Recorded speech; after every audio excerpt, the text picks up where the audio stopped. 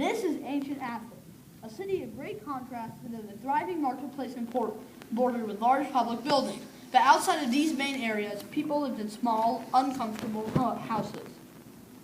Athens was the first democracy. Unlike the United States, which is a representative democracy, Athens was a direct democracy.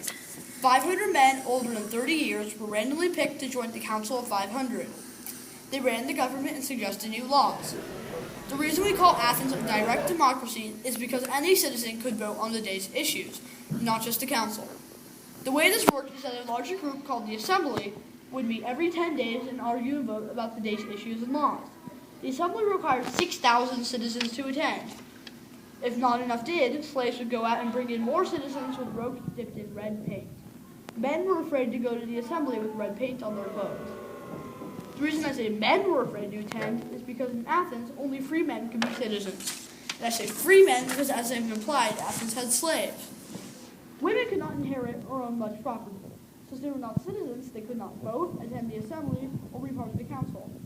Although a few women had jobs, like selling in the Agora, which is the marketplace, or if you were very important, a priestess, a woman's job in Athens was really just managing the household. However, before their children were 6, they had to educate their sons and daughters.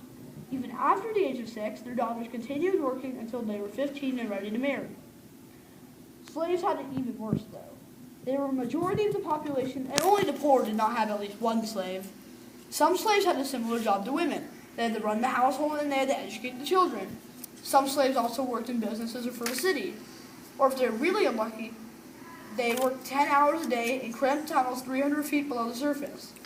Those slaves worked in the silver mines.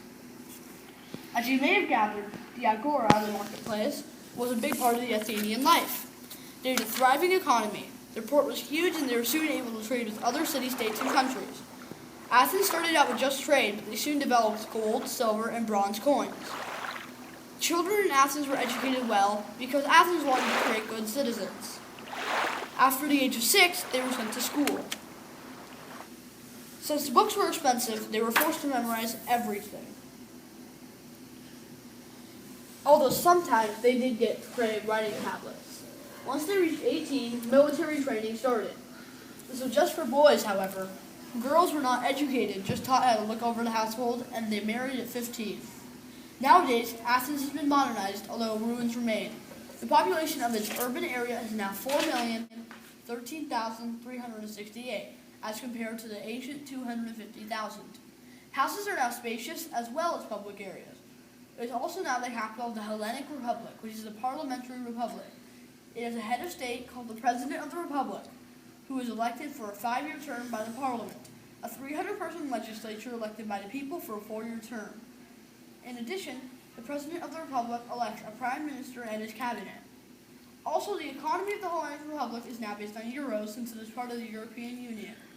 Finally, Athens has no more slaves, and conditions for women have become drastically better. The end.